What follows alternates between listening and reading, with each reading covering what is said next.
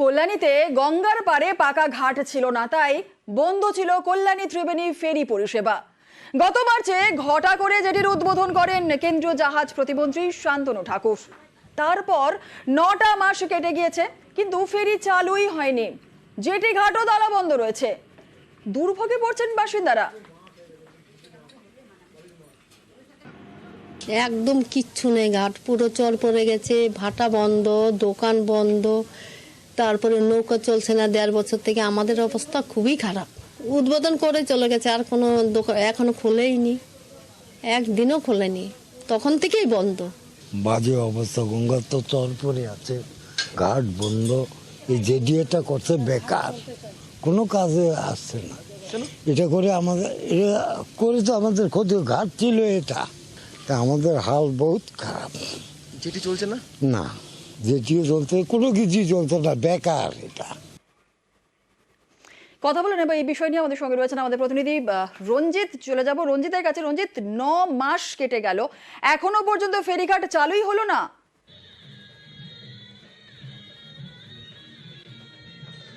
দেখো, একেবারে চলতি বছর মার্চ মাসে ঘটা করে আনুষ্ঠানিকভাবে উদ্বোধন করা হয়েছিল এই জেটি ঘাট, এবং তারপর থেকে এখনো পর্যন্ত সেই জেটি ঘাট চালু করা যায়নি। এখনো আশ্চর্য বিষয় হচ্ছে, সেই জেটি ঘাটের যে গেট, সেই গেটের মধ্যে এখনো পর্যন্ত তালা মারা রয়েছে। তারপর থেকে কিন্তু এখানে যে ফেরি পরিষেবা, হুগলির সাথে নদিয়া সংযোগকারী যে ফেরি পরিষেবা কল্যাণী ত্রিবেণী ঘাট, সেই ফেরিঘাট কিন্তু দীর্ঘদিন ধরে বন্ধ হয়ে পড়ে রয়েছে। পাশাপাশি যে লক্ষাধিক টাকা ব্যয়ে যে জেটি ঘাট তৈরি করা হয়েছে, সেটা কিন্তু চালু করতে পারা যায়নি। তবে মন্ত্রীর যেটা দাবি, যে তাদের কাজ হচ্ছে জেটি ঘাট তৈরি করে দেওয়া, এবং সেটা চালাবে হচ্ছে, পরিচালনা করবে রাজ্য সরকার। তবে স্থানীয় প্রশাসন ও পঞ্চায়েত প্রধানের যেটা বক্তব্য, যে অপরিকল্পিতভাবে এই জেটি ঘাট তৈরি করা হয়েছে, তারা জানেনই না জেটি ঘাট তৈরি করা হয়েছে। ফলে তরজা যেমন রয়েছে, পাশাপাশি সাধারণ মানুষ কিন্তু দুর্ভোগে পড়ছেন। কারণ যারা প্রতিদিন কল্যাণী ত্রিবেণীর সাথে যোগাযোগ করতেন বা এই ফেরি পারাপারে এপারে পর যেতেন, তাদের ঘুরপথে দীর্ঘ কয়েক কিলোমিটার ঘুরপথে ঈশ্বরগুপ্ত সেতু তাদেরকে যাতায়াত করতে হচ্ছে।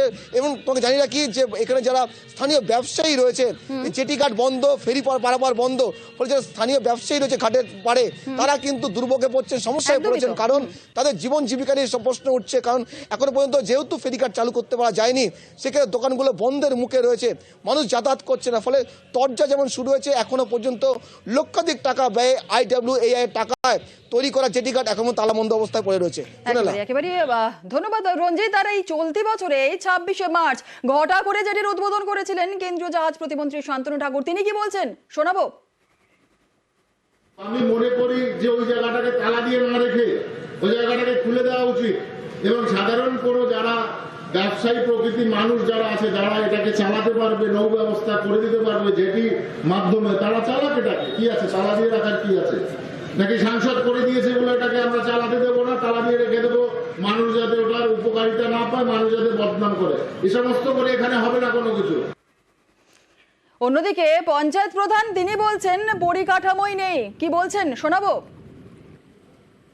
এটা তো এখনো পুরো সম্পূর্ণ নয়। আপনি যেভাবে যেটি করে দিলেন, এখন না ঘাটের কোনো কাজ হয়েছে, না ওখান থেকে গাড়ি যাওয়া আসা বা মানুষ ওখান থেকে যাওয়া আসার সেই জায়গাটা নেই।